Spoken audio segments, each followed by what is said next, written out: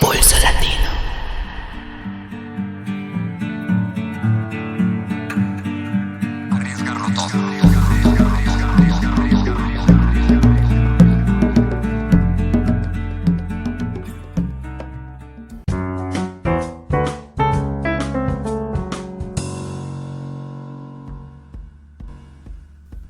Olá galera, sou Antônio Ferreira e queria divulgar para vocês o resultado do sorteio do livro da Silvia Federich, O Caliban e a Bruxa, publicado pela nossa parceira, grande editora Elefante. Um livraço daqueles que mudam a cabeça da gente e a forma de compreender o mundo.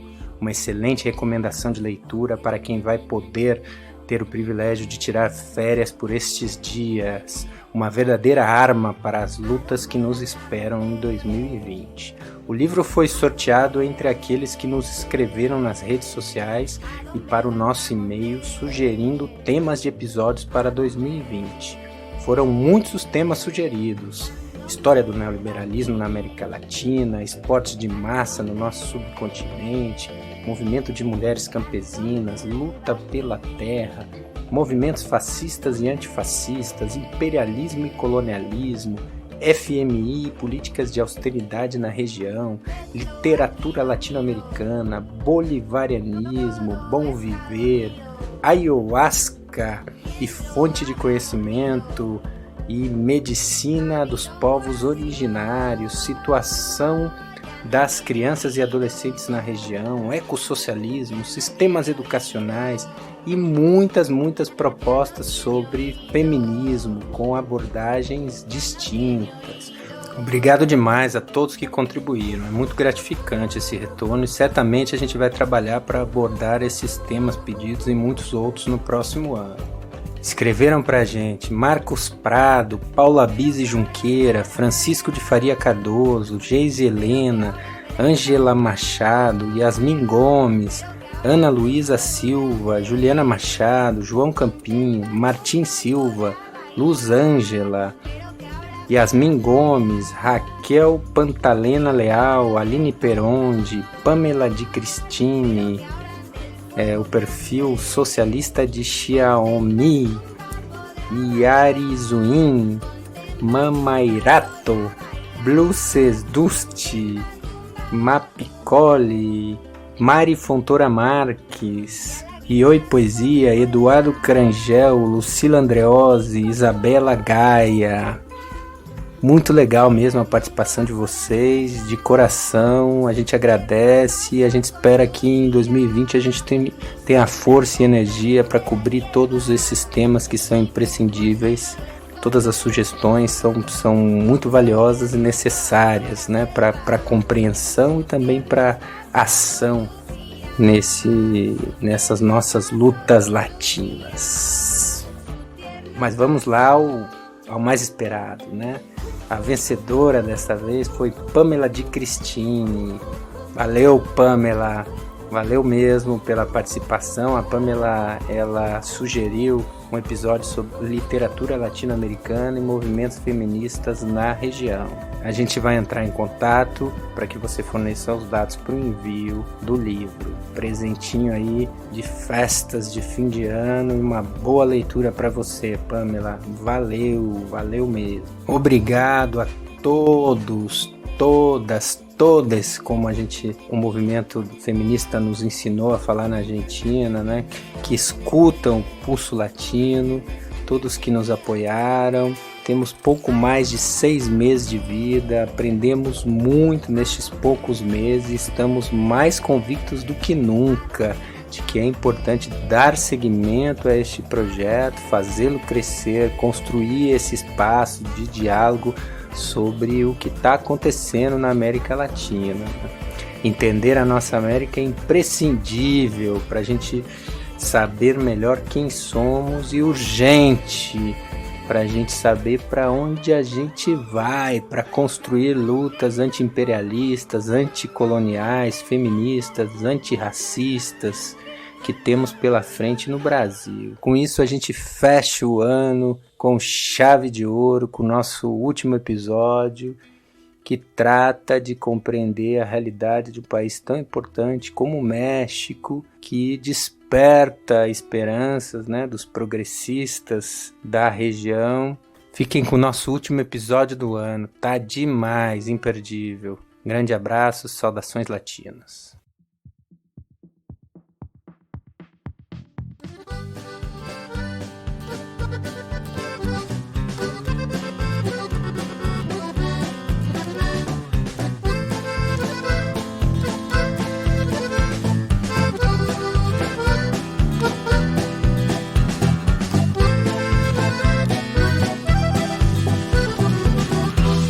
Siendo ya larga la historia de relación fronteriza con los Estados Unidos que a México coloniza, con el programa bracero la esclavitud moderniza. Começa agora mais um episódio de Pulso Latino, o podcast com mais portunhol de toda a podosfera. Eu sou Cris Cavalcante, falando diretamente da cidade do México. O Pulso Latino estreou em junho deste ano e ao longo desses 6 meses de existência, passamos por vários países da América Latina. Argentina, Bolívia, Chile, Colômbia, Cuba, Equador, Paraguai, Uruguai e Brasil, é claro. E hoje, finalmente, chegou a vez do México. Nós chegamos a falar um pouco sobre o México no episódio sobre migração, quando escutamos nosso camarada Bruno Miranda, que faz uma pesquisa em Tijuana. Mas hoje o episódio se dedica a compreender o atual cenário político mexicano, desde a chegada de Andrés Manuel López Obrador à presidência, né? Um balanço de 1 ano do governo AMLO. A América Latina sendo atravessada por uma série de levantes populares contra as políticas neoliberais, uma crescente polarização social, os chamados governos progressistas sofrendo derrotas eleitorais para a direita e ultradireita, ou seja, no contexto do que alguns vêm chamando de refluxo do ciclo progressista, o México elegeu seu primeiro presidente progressista, depois de mais de 70 anos de domínio da direita hegemonizado pela dobradinha PRI-PAN. O México seria a esperança da continuidade do ciclo progressista na América Latina? O que representa a eleição de López Obrador para a geopolítica que se desenha na região? E o que representa sua vitória para o povo mexicano, depois de anos de fraudes eleitorais e de governos completamente alinhados com a política imperialista dos Estados Unidos? Quais são os desafios que o governo e o país terão que enfrentar nessa chegada tardia ao modelo progressista, em um contexto de ascensão dos governos de direita e ultradireita na região? Para conversar sobre o assunto e responder essas e outras perguntas, contaremos com a presença de 2 companheiros mexicanos, César Ortega, que é professor, pesquisador e militante. Dá um alô aí pra galera, César. Oi, pessoal, tudo bom? E também Pablo Rojas, que é cientista político e latino-americanista. Pablo, dá um alô pra galera. Oi, que tal? Boa tarde.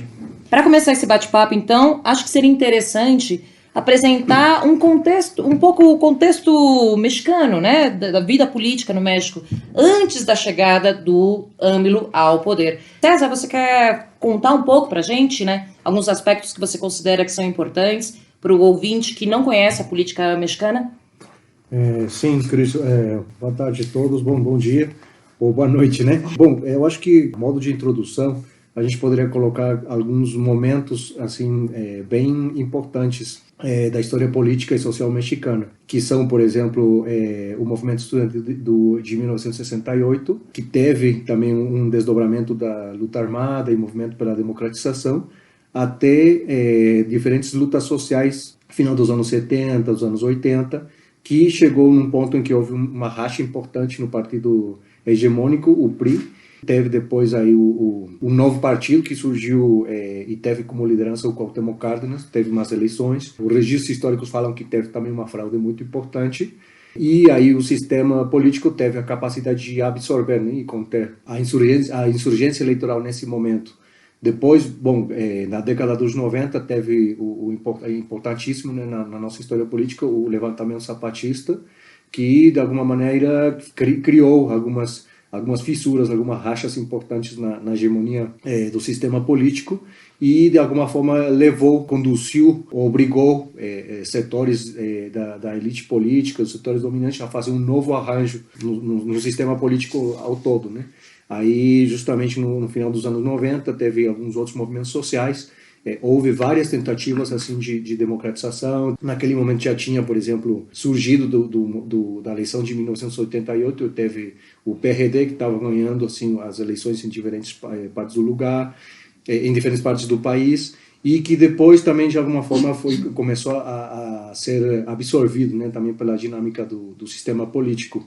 O próprio López Obrador participou desse processo, desse projeto, e eu acho que a gente tem que ver justamente como essa dinâmica que vem de muito tempo atrás, de múltiplas tentativas de democratizar o sistema político, de abrir os espaços, de criar novas alternativas que durante todo esse tempo foram de várias formas contidas, né? Seja pela repressão direta, camuflada, ou pela cooptação, ou pelo esvaziamento também, às vezes, de projetos ou propostas políticas inovadoras, né? Aí nós atravessamos inclusive uma espécie de recuo ainda mais forte com o governo de Peña Nieto, o aprofundamento, digamos, alguma tentativa também do regime político dominante de segurar, né? Mas no final também, digamos, aí vem o contraponto, né? Uma nova maré de um descontento, de uma insatisfação, de uma politização também de uma população que não está de acordo com, ou não tem, inclusive, as possibilidades organizativas, nem materiais, nem políticas de criar outro tipo de insurgência, prefere ou tem em frente, assim, as possibilidades de uma participação eleitoral. E aí encontra uma pessoa que pode capitalizar de alguma forma toda essa necessidade de uma mudança, e que é a figura do Andrés Manuel López Obrador. Perfeito, perfeito, César. Inclusive tem alguns artigos, né, que fazem referência à eleição do Andrés Manuel López Obrador como uma verdadeira rebelião eleitoral, né? Ou seja, tem um significado muito forte a chegada do AMLO ao poder. Paulo, se você puder contar pra gente um pouco quem é López Obrador, né? Quem é o AMLO, de onde ele vem, qual é a trajetória política dele, e também o que é essa quarta transformação que ele apresenta como seu projeto político, né? Foi o projeto que ganhou aí nas urnas. Bem, Andrés Manuel López Obrador, eu acho que é o líder político mais importante desses tempos, né? E tem que ver com a própria forma de representar o Estado mesmo, né? Mas também todas essas classes que foram excluídas durante todo o neoliberalismo, né? Ele é um cara que nasceu um dos estados mais pobres do país, Tabasco, e que ele, em um princípio, era parte do PRI, o Partido da Revolução Institucional. Ele era parte do mesmo sistema político, viu? Mas também ele foi um líder social lá, com as comunidades indígenas e tudo isso. E também foi um lutador em o sentido de apropriação do petróleo nessa zona.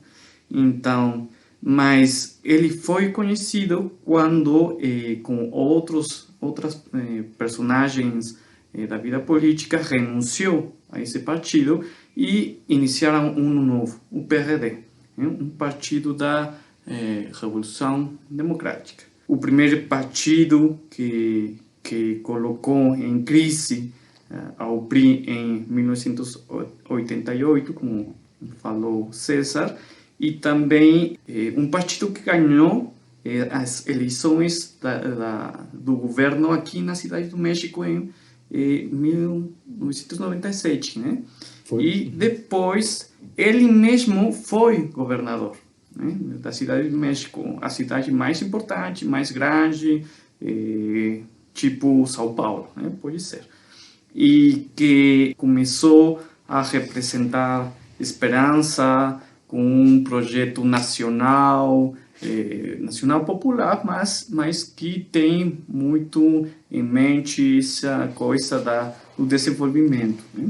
Depois ele se apresentou às eleições presidenciais de 2006 e ele falou de um fraude. Isso é bem importante porque começou uma mobilização grande, né? Com muita gente nas ruas, tipo, falavam de 1 milhão de pessoas aí, né? E depois começa uma oposição ao governo de Felipe Calderón, né, e sua guerra contra o narcotráfico. E aí começou a crise política do México tal como conhecemos agora, né? Desde então, o López Obrador tem um sentido bem crítico com todos esses as políticas do Felipe Calderón, do PAN, mas também do Peña Nieto, do PRI, né?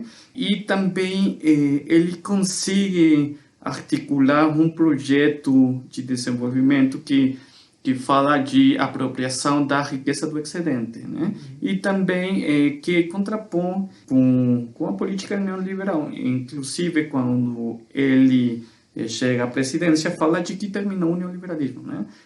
Desde o Palácio Nacional, dizer, do Palácio de Governo. Também uma pessoa que consiga falar com a linguagem do povo, que consiga utilizar palavras bem do sentido comum e bem, acho que um dos acontecimentos mais importantes dos últimos anos, né? Você tocou em alguns pontos bem interessantes, né, do projeto, mas agora, como você estava terminando aí com essa questão de com quem ele fala, se você pudesse já explicar um pouco essa estratégia que o López Obrador vem construindo com as Mañaneras, né, que é um programa matinal que ele fala todos os dias de manhã, quer apresentar quais são as principais políticas, como está sendo encaminhado, né, as ações do presidente. Então, para quem que ele exatamente fala, né? E como é que tem sido a recepção desse novo perfil para os meios de comunicação mesmo, né? Porque uma das críticas que eu escuto bastante é que o López Obrador é um populista, né? E todas essas medidas que ele faz é de um típico populista. Como é que vocês veem essa questão? Eu esqueci que você me perguntou sobre a quarta transformação. Acho sim. que nós podemos começar por aí. A quarta transformação é um processo que ele está pensando de maneira histórica, né? Então, nós vivemos uma independência em 1810, mas também uma intervenção francesa, uma luta pela separação do Estado e da Igreja, e depois essa seria a segunda transformação. A terceira transformação seria o momento da Revolução Mexicana, bem conhecida por todo mundo. Então, o que ele diz que essa quarta transformação é seu próprio processo de governo, né? Um processo de mudança profunda, mas pela via pacífica. Isso é o que ele fala. Então, ele está falando para o povo mesmo, né? As Mañaneras, que é esse recurso para falar todos os dias, ele se reúne com os principais atores do governo, né? E também com os meios de comunicação, né? Então, ele tenta colocar a agenda do dia a dia, né? Então, responde, fala, discute com os mesmos jornalistas. É bem interessante. Tem vezes que eles mesmos, os jornalistas, estão discutindo, dizem, perguntam e fazem coragem e tudo isso, né? E o mesmo presidente dá para responder, né? E porque, pelo momento, não sei como ele está pensando o seu governo mais depois, né? Mas, pelo momento, não tem no horizonte uma reforma da mídia, né?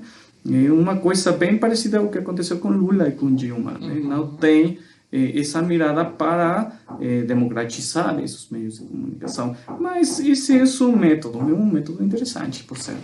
César? Na tradição política do nosso país, a força do partido político dominante, que era o PRI, ela se concentrava na figura do presidente, né, criando isto que a gente chama de presidencialismo, né? Tudo era decidido pelo presidente, o presidente era uma figura omnipresente e tal, né?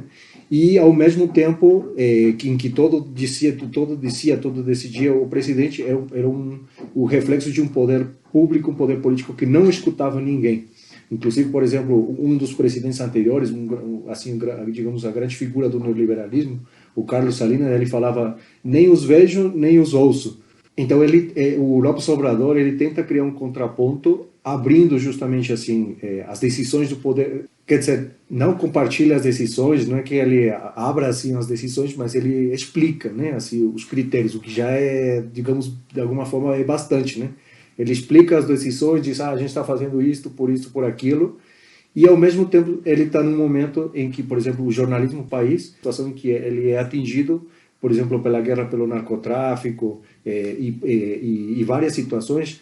Os jornalistas, por exemplo, aqui morrem muitos jornalistas, né, pesquisando diferentes coisas, a mesma quantidade que, por exemplo, estão morrendo em Iraque, em Afeganistão, em vários lugares. E do outro lado tem muitos jornalistas que estão ao serviço da mídia hegemônica, né? Então aí tem um campo assim meio complicado, meio complexo assim de onde estão os jornalistas. E ele se coloca nesse lugar para explicar suas decisões, dizer por que estão fazendo as coisas, e ao mesmo tempo eu acho que tem uma certa compreensão de uma disputa da narrativa também, porque por exemplo, agora já se fez o exemplo do Brasil, e em vários países, né, por exemplo, como o Guaidó na Venezuela, na própria Cuba, né, que tem essa coisa agora, né, que a gente tem que disputar a narrativa dos acontecimentos políticos, senão aí eles vão empurrando para os significados que eles querem. E aí eu acho que ele tem essa compreensão, o Lopes Souza tem essa compreensão de dizer, não, a coisa está acontecendo, o que está acontecendo é isso, né? E a gente está fazendo isso por essas razões, para não deixar levar aí na interpretação da mídia hegemônica, né? E ele tem criado esse espaço e todos os outros atores políticos têm que se fazer referência, né, ao que está acontecendo nessas intervenções dele, né?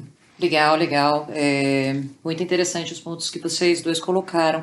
E essa disputa dessa narrativa também é interessante, né? Agora, ao mesmo tempo que a gente vê essa tentativa de aproximação do AMLO, né, com o povo, talvez até uma reconstrução do próprio ideal de Estado, né, pro povo mexicano, que realmente sofreu... assim, o Estado no México sofria já uma crise de legitimidade faz muito tempo, né? E eu acho que eu, pelo menos, enxergo essa tentativa, assim, do AMLO de reconstruir isso. Mas, ao mesmo tempo, o AMLO vem recebendo críticas fortes, né? Com relação ao modelo de desenvolvimento que ele tem proposto, que, em alguns aspectos, lembra bastante o modelo que foi predominante entre os governos progressistas da América do Sul, que são as grandes obras que passam pela questão do neoextrativismo, né? E uma dessas grandes obras que tem gerado muita polêmica é o tal do Tren Maya, né? Ao mesmo tempo que existiu uma consulta popular, né?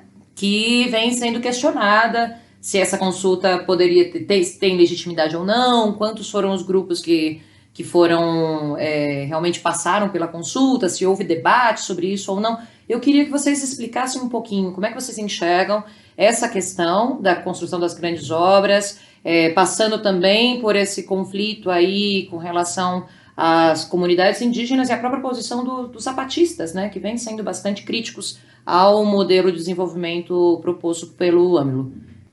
Nós aqui temos a nossa opinião, né? E os assessores do governo devem ter a sua, né? Bom, primeiro que deve-se fazer uma leitura desde o campo do próprio governo e outra bem diferente desde os movimentos sociais e outros setores da população que, por exemplo, enxergam as políticas e algumas transformações, podem ser pequenas, podem ser pontuais, mas como muito boas ou muito ruins, por exemplo, né? De alguns setores, né? Uhum. Mas às vezes as falas podem corresponder, os discursos políticos podem corresponder a esses interesses de classe ou às necessidades reais ou não. A indústria da construção, por exemplo, é uma das indústrias que, por exemplo, é sempre muito beneficiada, né? Com todos esses projetos de construção, de grandes obras, tal.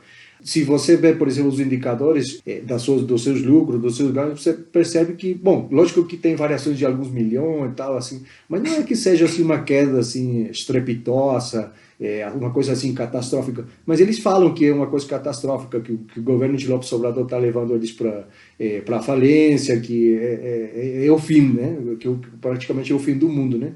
Mas, e ao mesmo tempo, por exemplo, do outro lado, por exemplo, tem políticas sociais pontuais que pode ser que não construam processos organizativos, que pode ser que não mudem completamente o nível de vida da população, mas tem setores da população que percebem essas mudanças como mínimas, né? Mínima necessárias, né? No sentido de justiça social, né? Também, e eu acho que não pode ser deixado de lado já nesse momento, né, o complexo cenário internacional, que é, bom, que tipo de mudanças realmente se podem encarar, né?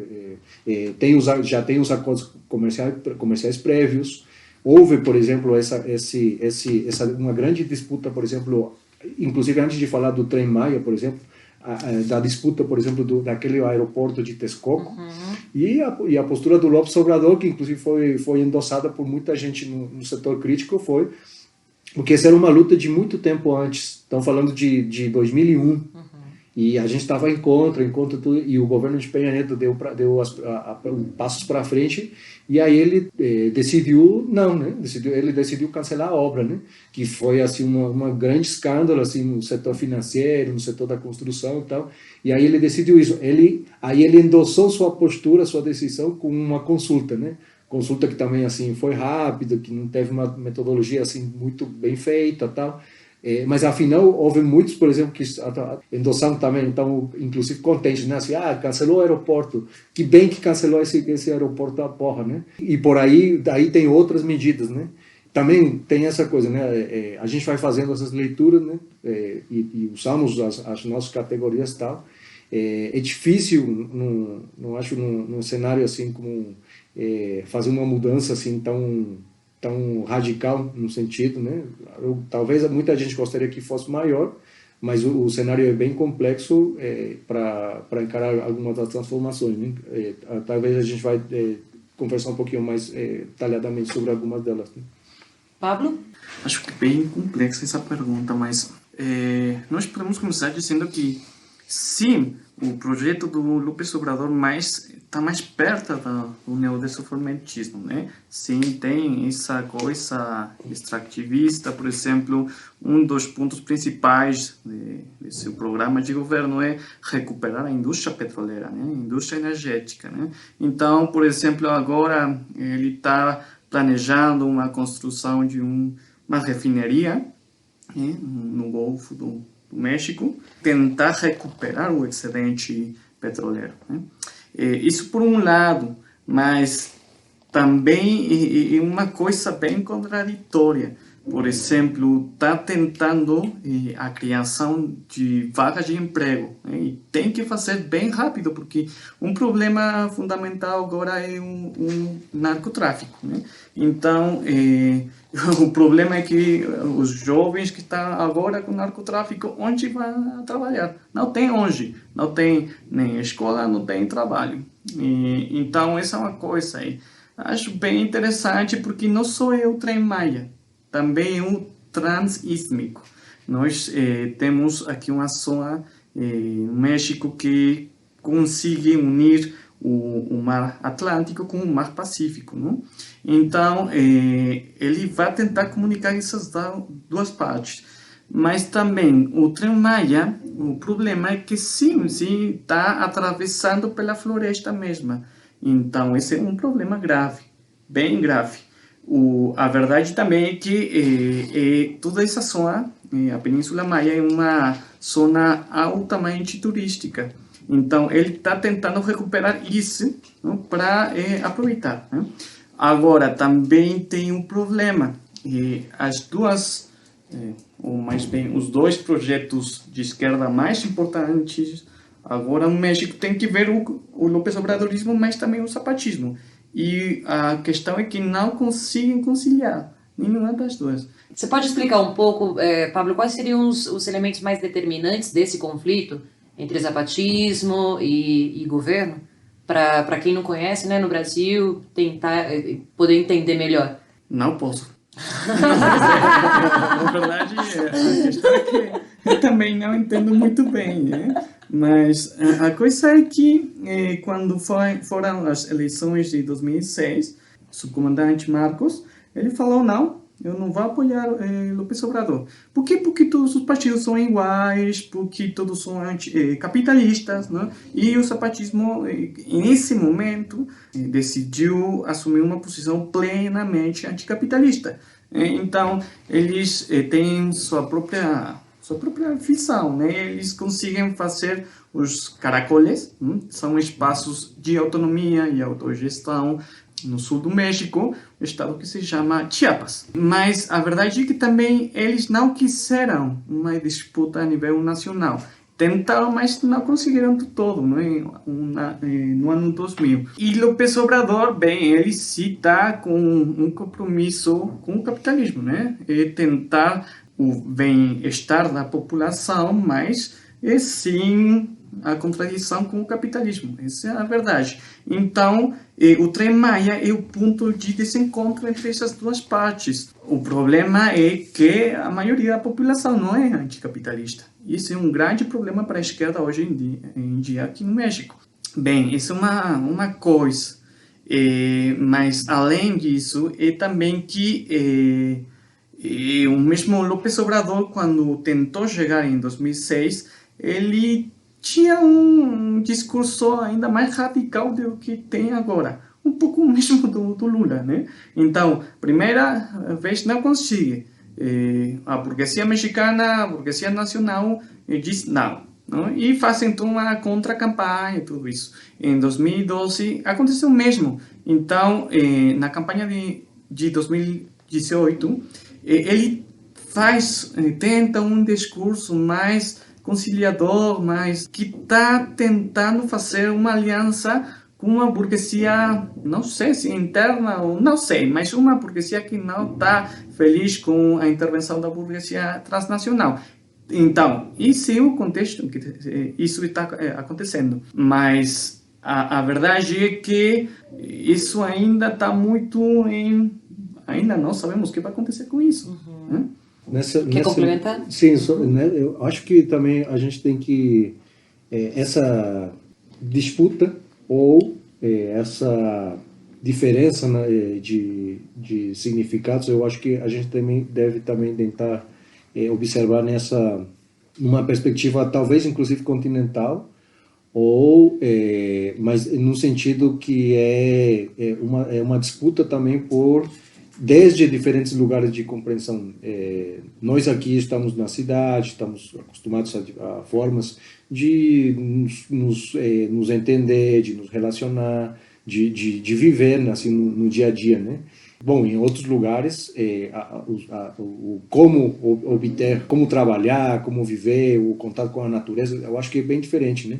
E os povos indígenas, aqui no caso do México, mas também em outros lugares na América Latina, eu acho que a questão aí é uma diferença que não é uma diferença só de percepção, mas vem digamos assim, vem de longe, né, essa diferença de significados, né?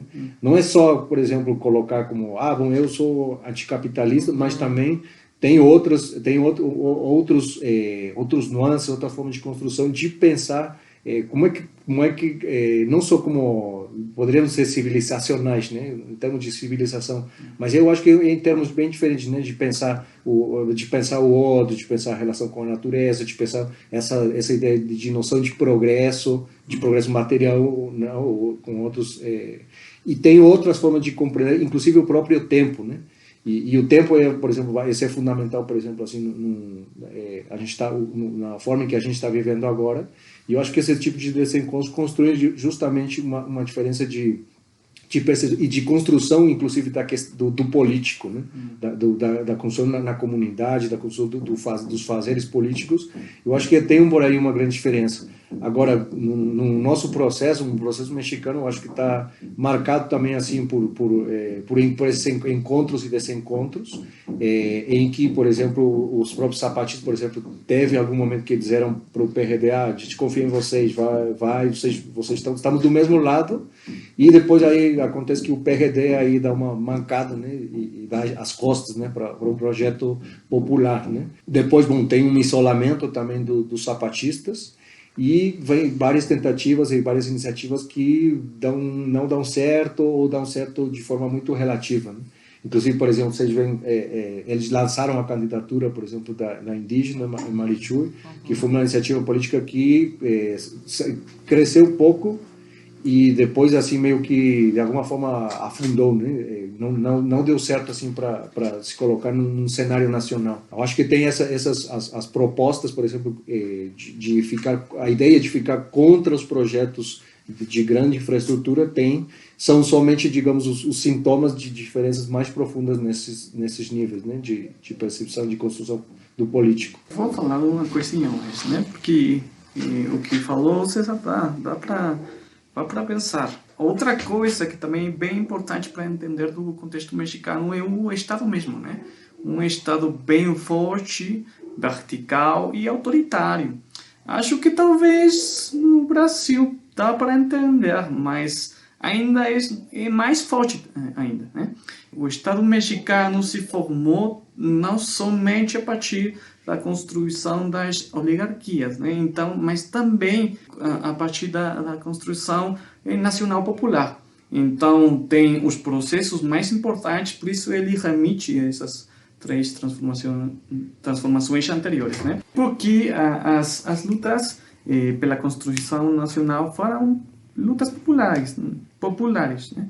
Mas a construção do Estado-nação é excluente dos indígenas, sobretudo dos indígenas, né? De outros setores também, mas esse foi um setor que nunca foi incorporado no projeto nacional, sempre foi bem afastado disso. E acho que também é parte disso, não? Desses encontros históricos dos que falava César. O tema com o projeto do López Obrador é justamente voltar a essa lógica nacional, recuperar a soberania nacional, né? Então, é uma lógica do Estado Nacional revolucionário, mais revolucionário do século XX, né? Não revolucionário do século XXI.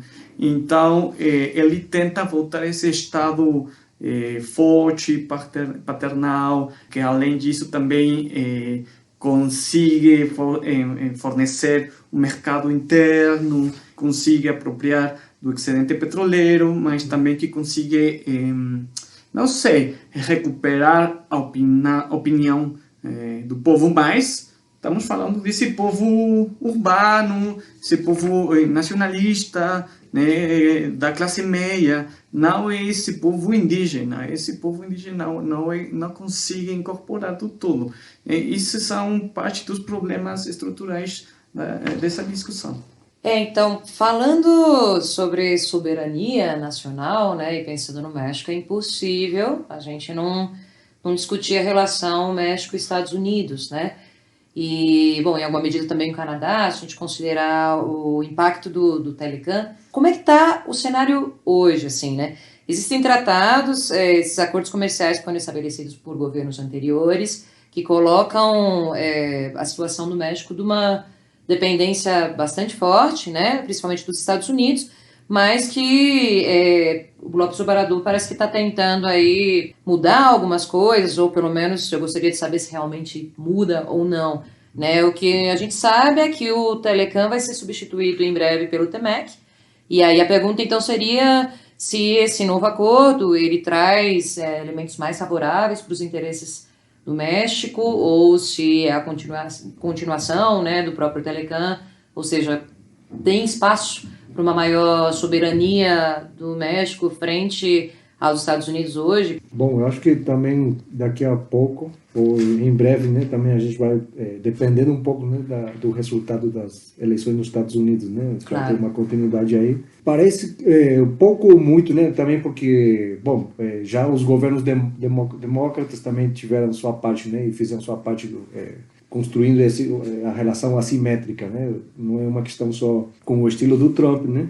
Em geral, exatamente, né, o diagnóstico é esse, né, por exemplo, a indústria nacional perdeu muito, a indústria nacional perdeu bastante, assim, muito terreno, e o aspecto, eu acho, mais preocupante, por exemplo, da questão dos alimentos, por exemplo, né, questões básicas como o milho e diferenças assim que são parte do dia a dia, né, da comida do mexicano, que estão, aí a gente está comprando agora dos Estados Unidos, e a gente está comprando da China, e dependendo de várias formas, né? Tem uma coisa que é, por exemplo, assim, bom, a definição assim, do que está sendo empurrado, do que está sendo negociado no TMEC, e tem a outra parte porque sempre tem, desse tipo de acordo também sempre tem as cláusulas secretas, né? Então, assim, e tem coisas que podem ser apresentadas ao público ou não, ou que depois são conhecidas ou não, né? Aspecto dos acordos econômicos, especificamente dos intercâmbios comerciais, eu acho que também estão sempre, por exemplo, ligados com o que a gente ia falar também, né? Um pouco, por exemplo, essa questão da situação migratória, né? Das mudanças das políticas migratórias e qual vai ser o papel do México. Porque, inclusive, podem ter, por exemplo, seus acordos, uma renovação dos acordos comerciais, mas eles podem estar condicionados a alguma mudança específica, né? Pautada aí pelos interesses aí não sei, da segurança nacional, segundo os Estados Unidos considera, né? Eu acho difícil, e aí, bom, tem outro aspecto, né? Infelizmente ou não, a gente é um parceiro dependente menor na concorrência internacional.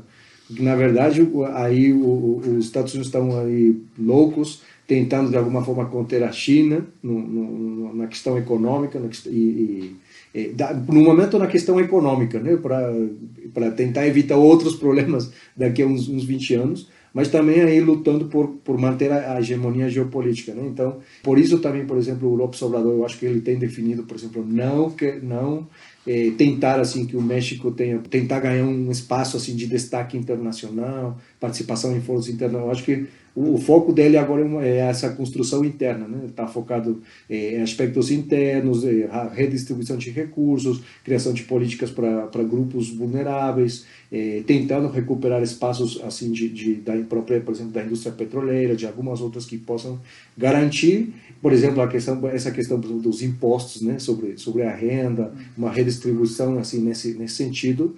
E eu acho que ele está tentando ainda, e a questão vai ser que vai demorar um tempo em construir um ponto de sustentação interno para o próprio governo, inclusive, né? Bem, o TMEC, que é o nome do novo acordo, tem muitos problemas assim. Temos que partir do que fala César, né? Nós estamos numa dependência absoluta. É bem impressionante a partir das privatizações, mas também financeira e também a produção, como falava César.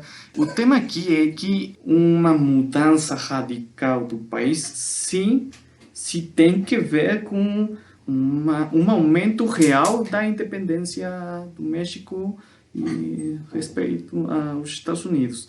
E acho que, por exemplo, agora com o golpe do Estado em Bolívia, tudo mudou, e mudou bem ruim, porque além disso, o mesmo López Obrador mandou um avião para a Bolívia e trouxe para o México ao presidente Evo Morales, né? Então esse foi um problema, porque imediatamente depois o mesmo Trump falou dizendo: não, agora nós vamos a conceber os grupos do narcotráfico como grupos terroristas. Então, isso para a própria lei estadunidense permite a intervenção militar e tudo isso.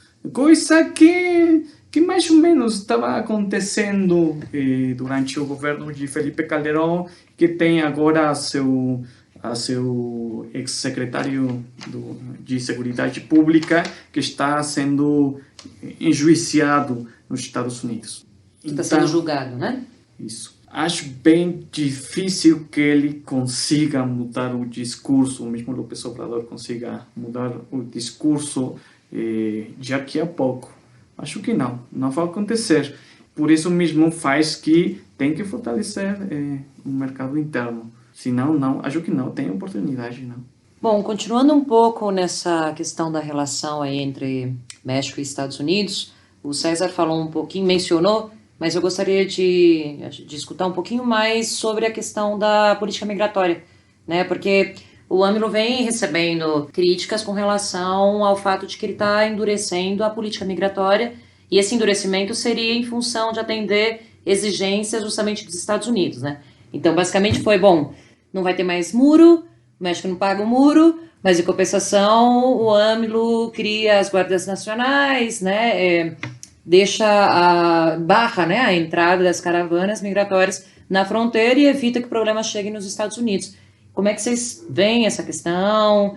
Um pouco para a gente entender, né, quem não conhece bem o México, entender a gravidade da questão migratória hoje aqui. Bom, todas essas questões aqui são bem complexas, né? Sim, o México é um país muito complexo, sim, né? Então, bom, os problemas, por exemplo, muitos dos problemas agora estão explodindo assim, explodem na cara, né? E a gente tenta encontrar algum jeito para resolvê-los, né? Só que o problema não é de agora, né? O problema vem de muito atrás. No caso, por exemplo, a gente do que se está vivendo, por exemplo, as caravanas dos refugiados, isso, por exemplo, por exemplo, o público mexicano geral, assim, da cidadania mexicana conhece muito pouco sobre a vizinha Centro-América, né? Sabe muito pouco, por exemplo, sobre a crise humanitária que está se vivendo agora e lembra muito pouco da guerra civil e das ditaduras que teve lá, né? Dos processos políticos de lá e que afinal, bom, como pensando em termos de região, nós somos considerados como região pelos Estados Unidos, né? Afinal das contas, né? Pode ser que a gente se pense, mas eles avaliam a questão toda assim de um mesmo marco de análise, né? Uma coisa que, por exemplo, assim, a gente percebe, né? Quando tem esses processos políticos, né? De cunho de transformação, e esses processos têm diferentes limites e diferentes tipos de limites. Tem as coisas que a força política permite fazer amplamente, de alguma forma, que aí, por exemplo, eu acho que é importante também, um aspecto que não foi bem mencionado aqui antes, é que, por exemplo, o governo de López Obrador chega com uma ampla maioria nos corpos legislativos, né, o que dá uma margem de manobra para ele, para fazer algumas propostas, apresentar algumas iniciativas e tal. Aí, bom, logicamente, tem coisas que querem ser transformadas e entram na pauta, e tem coisas que nem sequer entram, por exemplo, na pauta, né? Eu acho que, por exemplo, a questão migratória é uma questão bem difícil, porque a gente está num quadro, assim, um quadro complexo, onde eu acho que... Bom, eu não estou nesse lugar de decisão, nem queria estar, mas eu acho que tem um ponto em que as alternativas são poucas, né? E as alternativas do que se deveria fazer são realmente poucas, e todas são, assim, tipo... meio que a menos pior das decisões, né? Então, você tem um fluxo assim de refugiados que está entrando no país, que não tem outro jeito para onde ir, porque ao mesmo tempo os Estados Unidos criou a crise em Centro-América e ao mesmo tempo continua existindo o mito do sonho americano, né? Então, está todo mundo querendo chegar lá nos Estados Unidos, inclusive já não só de Centro-América, porque já tem refugiados africanos, já tem refugiados árabes, já tem de toda parte do mundo, e o ponto de passagem para todos é o México, né? E aí você tem os trens que estão circulando em seus países, tem o tráfico ilegal de pessoas sendo transportadas pelos Estados Unidos, no transportação ilegal, tudo isso tem umas grandes máfias associadas com alguns setores assim dos poderes políticos, com milícias, com poder político regional. Então aí também, por exemplo, o Moreno é uma força política também, e chega no governo, chega com uma ampla maioria, mas também não é que possa assim, tipo, fazer um aceno de varinha mágica, porque tem máfias muito poderosas, né? Algumas delas associadas com o tráfico de drogas, com a escravização de pessoas, tem outros que têm inclusive assim pontes assim subterrâneos informais com as máfias dos Estados Unidos, a própria DEA, e é tudo assim uma coisa assim que você nem sabe onde começa nem onde termina, né? Se o López Obrador, por exemplo, ele pode mudar alguns nuances na questão, por exemplo, do discurso, por exemplo, da política internacional. Tem gente que fala assim, mas você está voltando para a doutrina Estrada, né? Que é a doutrina da não intervenção e o respeito da soberania dos povos. Mas o que na parte já é um recuo para uma coisa que já foi, que teve um contexto, mas ao mesmo tempo no momento atual também é um avanço, né? Porque diante de um Guaidó, diante com o apoio dos Estados Unidos, diante de um golpe de Estado assim tudo maquiado, tudo assim com uma engrenagem imensa que, por exemplo, se concretizou no Brasil, né, em Honduras, no Paraguai, assim, com toda essa arquitetura, eu acho que também é difícil, né, assim, manobrar e dizer assim, não, eu não vou aceitar todas essas coisas que o governo estadunidense está mandando. Aí eu acho que está tentando negociar algumas coisas. E tem um outro aspecto que, por exemplo, assim, tipo, claro que está tendo deportações, não como o governo dos Estados Unidos, porque o governo dos Estados Unidos já tem, inclusive, campos de concentração de imigrantes.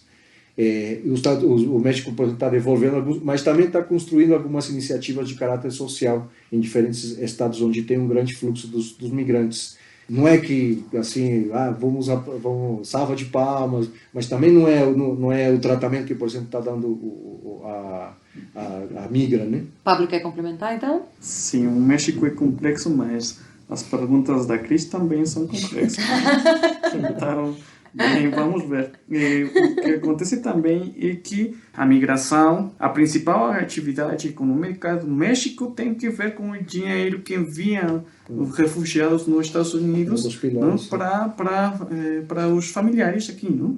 Essa é uma coisa mais bem importante, né? Porque a dependência não é somente uma dependência produtiva, financeira, é também uma dependência da força do trabalho mexicana nos Estados Unidos. Então, esse é todo um problema. E a outra coisa também, os Estados Unidos conseguiram infiltrar o exército mexicano. Isso é outra coisa. Durante o governo do Felipe Calderón, a DEA organizou, articulou a política antinarcótica. Agora mesmo, faz uns meses atrás, vivemos um intento, um experimento, eu não sei ainda, né?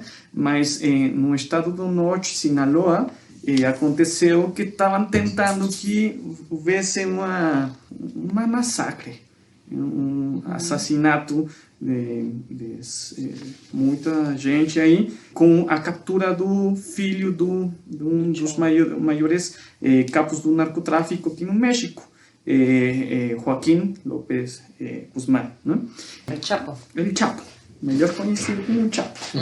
E depois disso também saiu um comandante do exército durante o governo do Calderón, que falou que tudo estava sendo muito ruim durante o governo de López Obrador e tudo isso. Era um cenário pensado, pré-fabricado, né? Também esse é um problema. Não sei, acho que com esse tema também outro tema bem polêmico é a Guardia Nacional, né? Que foi legalizada faz pouco, mas também acho que com todos os problemas que tem, bem difícil julgar essa ação, porque acho que ele precisa de um poder leal, e acho que também ele está construindo esse poder leal com a Guardia Nacional. Não sei, pode ser. Só complementando isso que o Pablo estava falando aí, uma última coisa, falando de uma força política, né, e também militar de alguma forma de sustentação, há 10 anos, né? A gente, por exemplo, observava assim, o processo venezuelano e tinha assim como as ressalvas, né? Tinha assim as ressalvas com não, porque temos todos os soldados, a Guarda Nacional Bolivariana e tal. Mas afinal, 10 anos depois, o resultado desse processo tem sido garantia das transformações, de algumas das transformações sociais que se tiveram, né? E que foi no final assim o que conseguiu, de alguma forma, derrotar, né, as iniciativas golpistas também. Então, é uma coisa assim, bem complexa de avaliar mesmo. Né? Eu acho que essa questão do narcotráfico é bastante complexa, né, um problema estrutural aqui do México, mas chama atenção o fato de que o López Obrador, ele, desde a sua, né, da campanha, ele dizia que a forma como ele ia tratar a questão do narcotráfico não era através da guerra às drogas, né?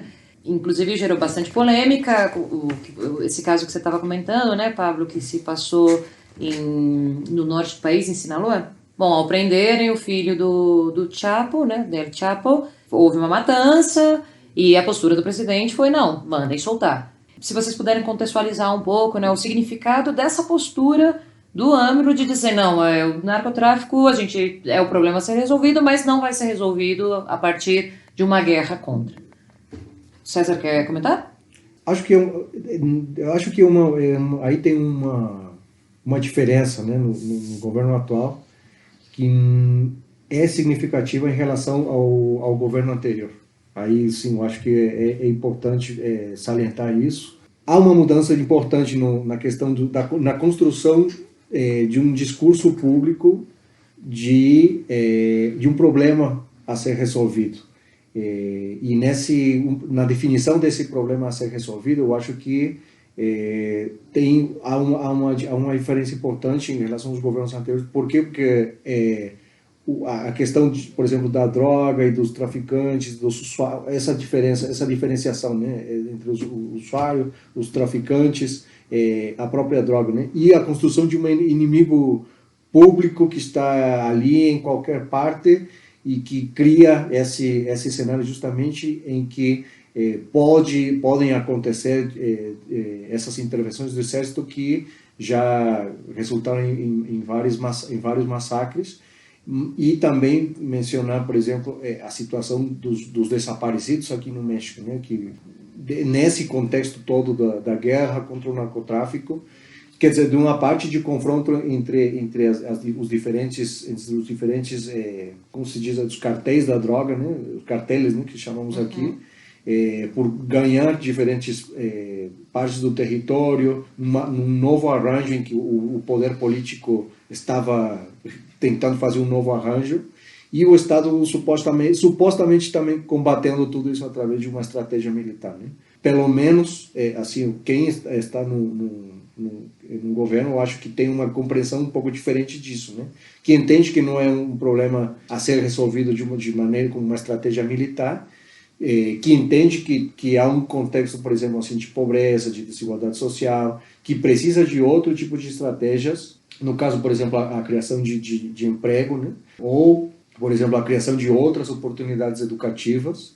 E eu acho que pelo menos isso está digamos assim, no leque das possibilidades de análise do novo governo, né? Agora, bom, tudo isso precisa, claro, precisa um pouco de tempo, precisa de recursos, precisa, por exemplo, e aí eu tenho, a minha percepção é, por exemplo, que o governo tem sido meio, não sei se dizem assim em português, meio errático, assim, meio vacilando um pouco, assim, com essa, assim, no apoio, por exemplo, para as famílias dos desaparecidos, em como refazer o tecido social a partir de tudo a guerra que já se viveu em muitas partes do México, né? Lógico que tem a pressão dos Estados Unidos vai continuar, no sentido de tentar, porque é isso que o Papa falou, né? Afinal são estratégias de penetração, né? E aí nós temos aqui a FBI e CIA, DEA trabalhando assim sem problema nenhum, infiltrando instituições claves, como no caso do Exército. Mas a mudança de foco, assim, eu acho que já é um avanço, né, digamos assim.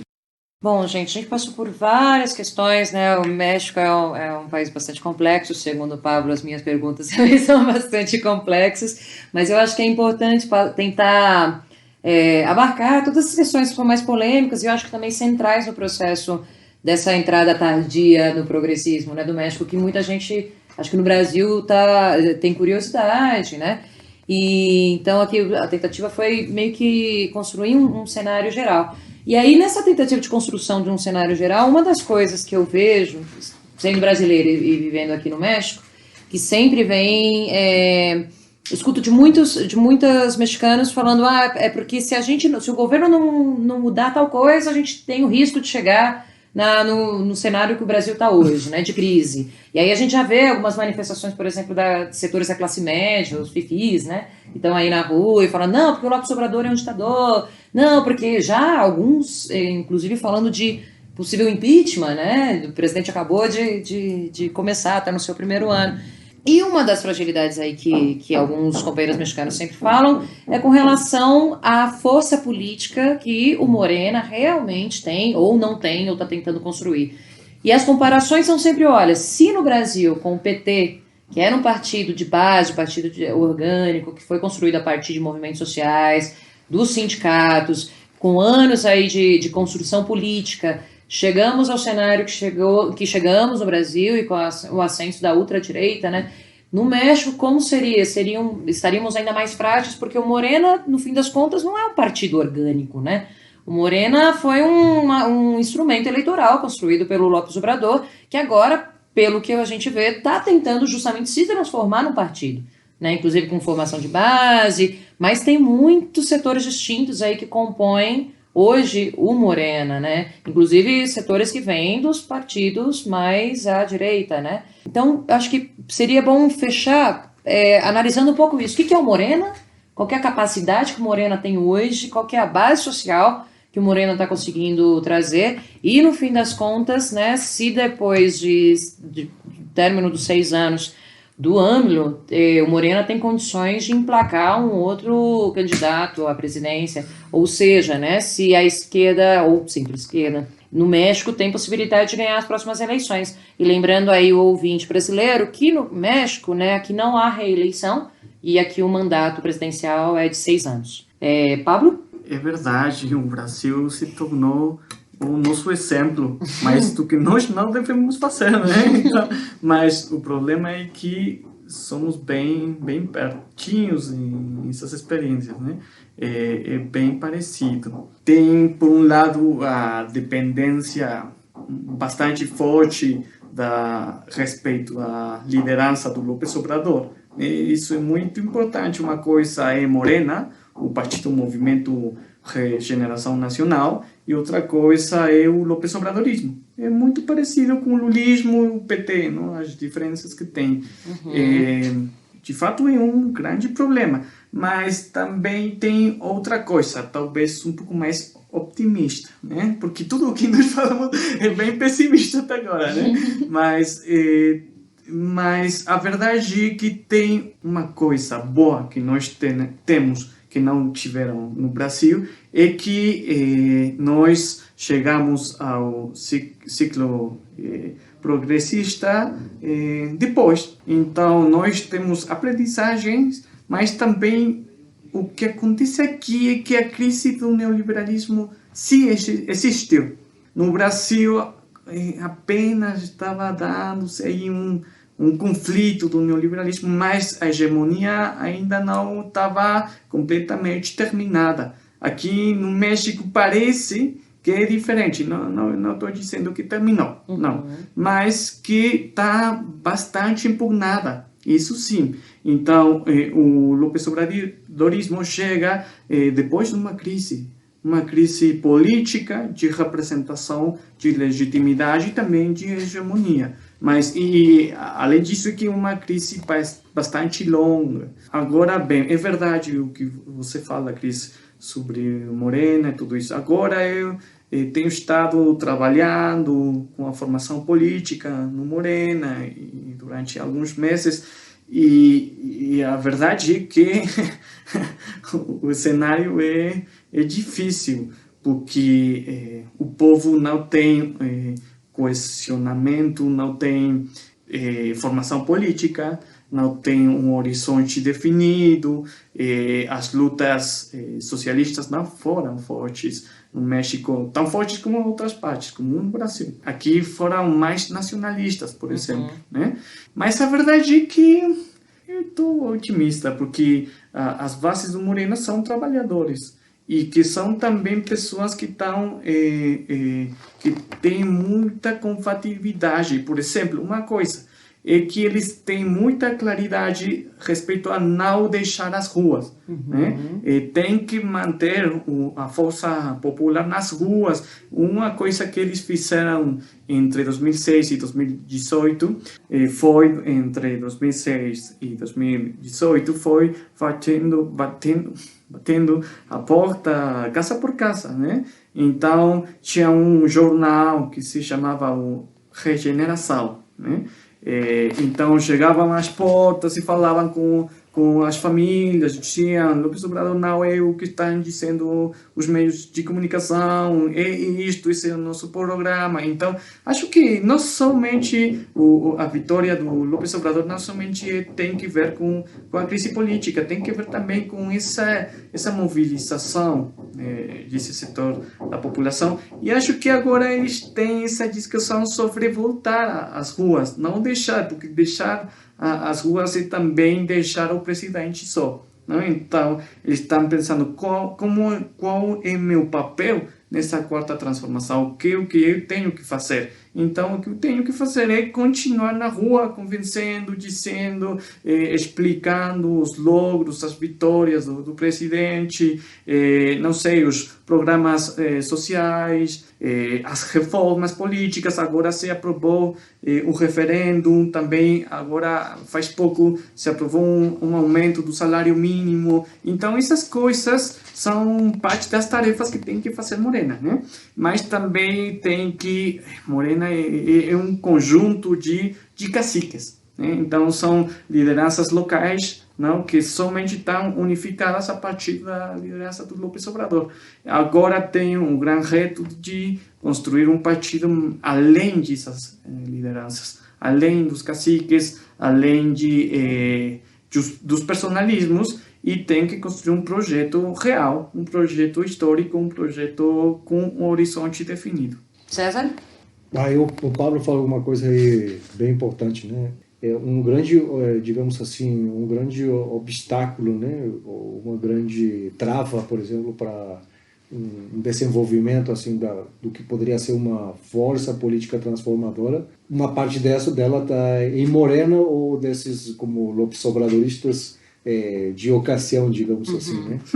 Também, no caso, por exemplo, voltando para a referência, por exemplo, no caso do Brasil, tem coisas que, por exemplo, muda a força política que está no governo, mas a estrutura do Estado é outra coisa, né? Tem gente trabalhando ali há 5 anos, há 10 anos. E eu acho que também por aí, nesse sentido, ia um pouco também o sentido de uma depuração, né? nos diferentes aparelhos de governo, né? Que podem significar uma trava, né? Obviamente teve um processo grande, falando em termos históricos, né, de conscientização, da participação, assim, que nos levou também a um resultado eleitoral que, como todo mundo disse, né, surpreendeu a próprios e estranhos. Que acho que teve também foi importante, por exemplo, essa leitura assim de muitas pessoas de votarem não só pelo presidente, mas também por uma força legislativa que...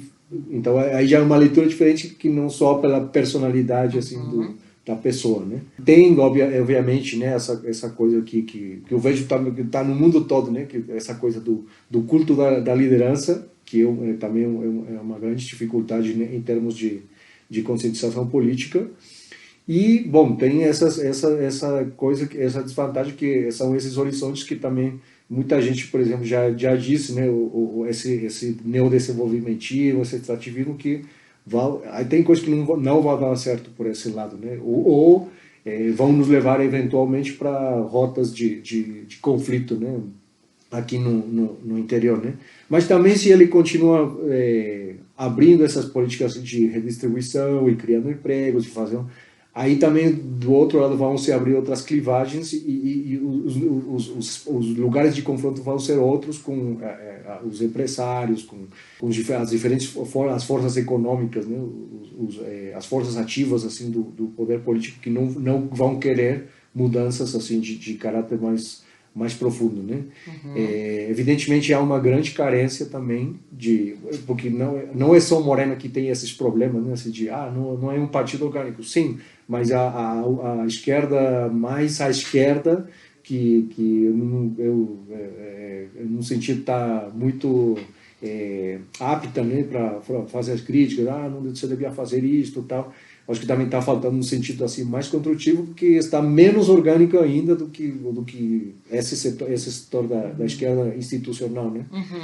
Tem, por exemplo, assim, as organizações ou outros movimentos que estão, por exemplo, como um viés crítico, que eu acho que poderia poderiam ter, por exemplo, reforçadas certas pautas. Um caso, por exemplo, tem a precarização do trabalho, por exemplo, aqui no México, né? O trabalho informal, assim, que está todo mundo assim sem contratos, sem pagamentos fixos, isso é, por exemplo, uma pauta que ninguém está recuperando e que eu acho que poderia ser assim tanto no campo, assim, nos setores indígenas, nos setores urbanos, na juventude. Eu acho que essa coisa de lutar por uma formalização das relações trabalhistas, de lutar, por exemplo, por essa questão de abertura de mais espaços educativos, de políticas culturais com mais fôlego, de propostas, por exemplo, assim, de movimentar uma economia interna em termos, por exemplo, de troca, sim, de desenvolvimento sustentável, de canalizar as energias, por exemplo, assim, da juventude em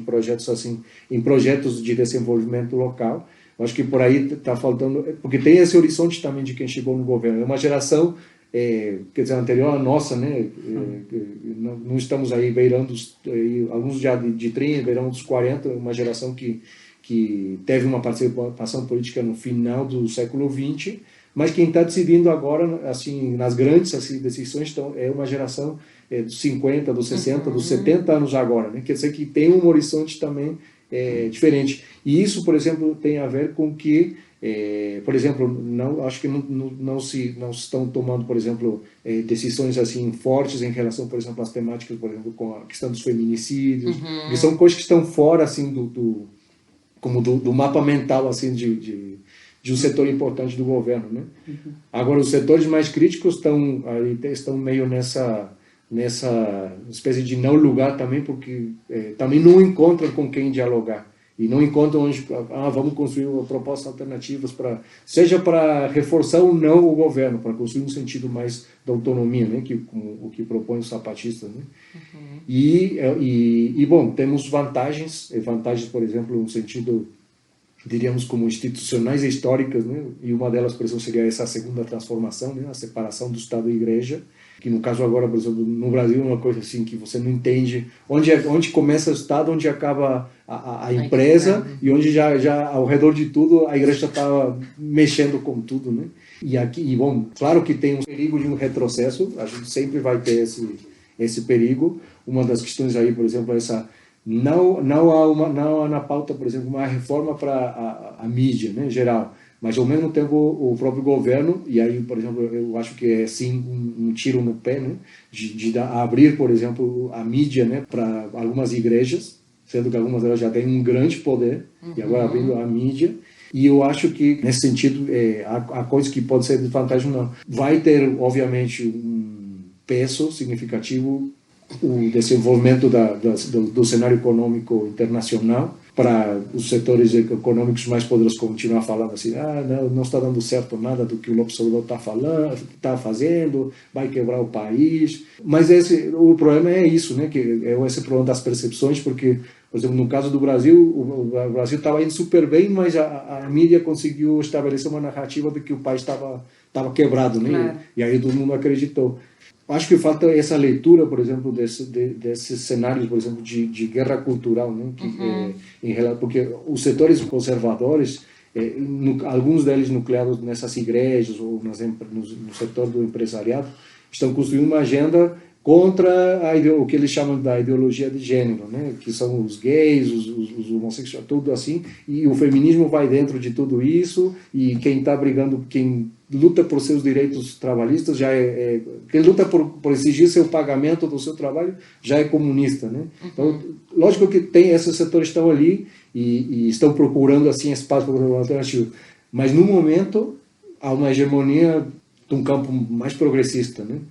Que seja mantido ou não, bom, a gente está começando só nesse ciclo, né?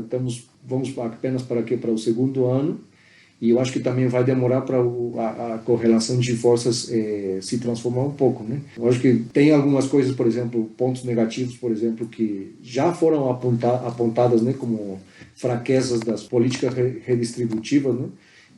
Por exemplo, o Raul Sivek, né, por mencionar algum, ele falou muito tempo atrás, em 2005, 2004, assim, de como essas políticas focalizadas para os setores vulneráveis, o que criavam era cenários de despolitização também, né?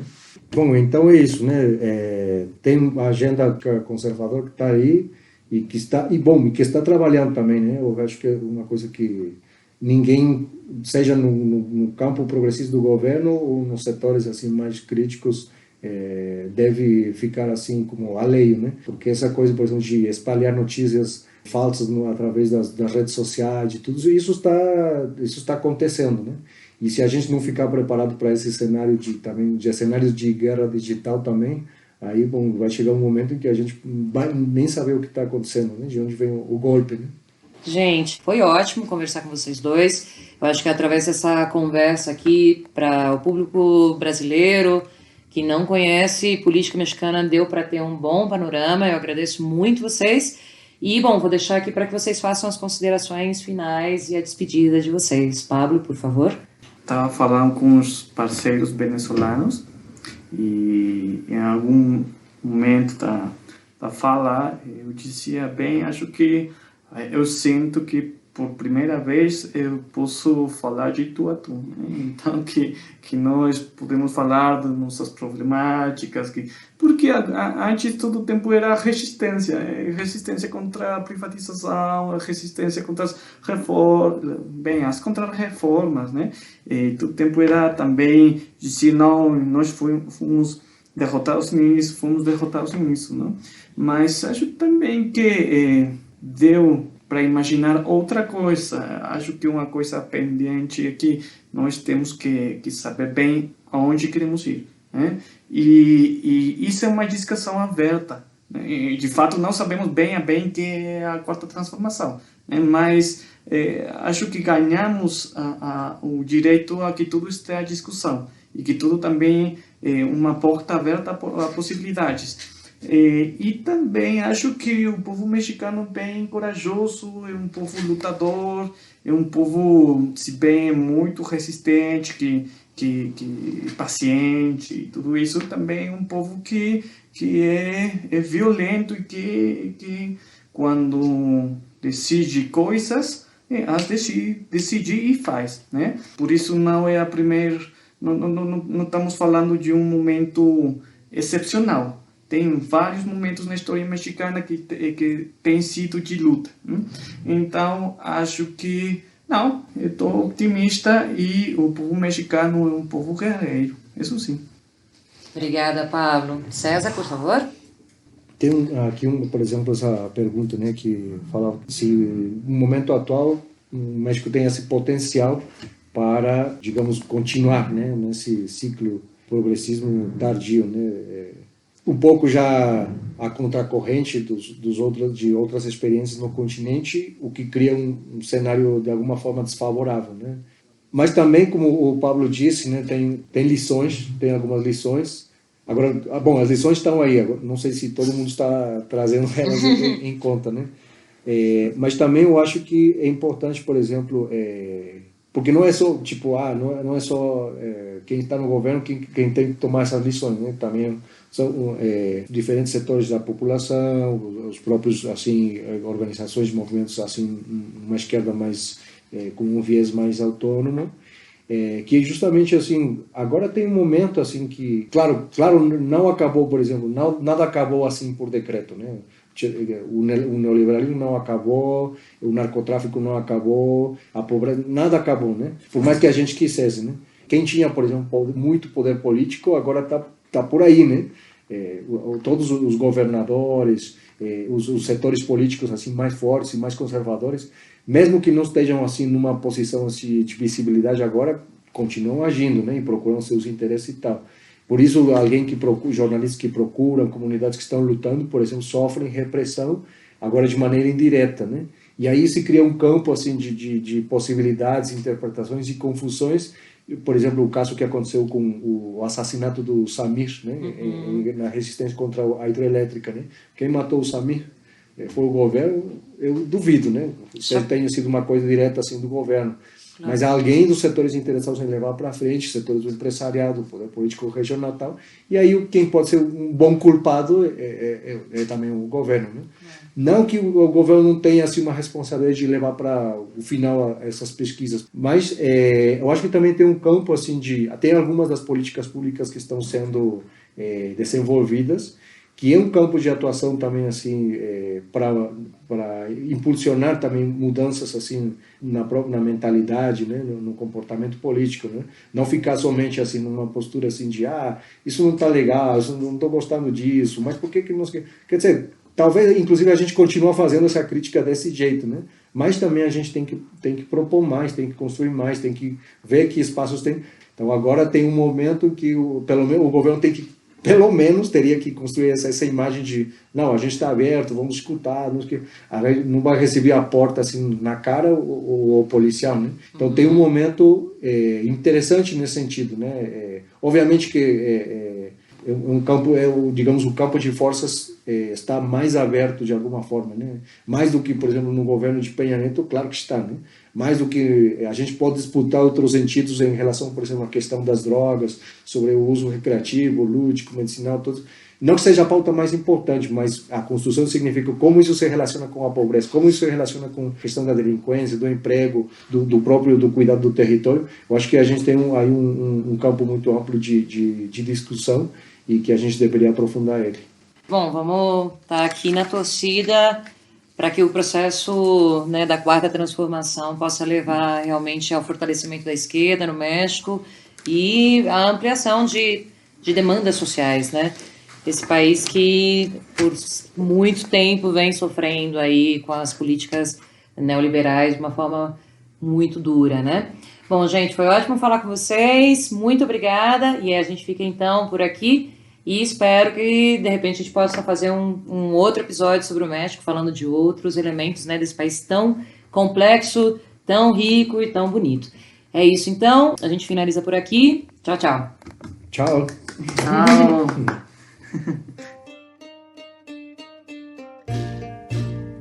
Olá, ouvintes do Pulso Latino.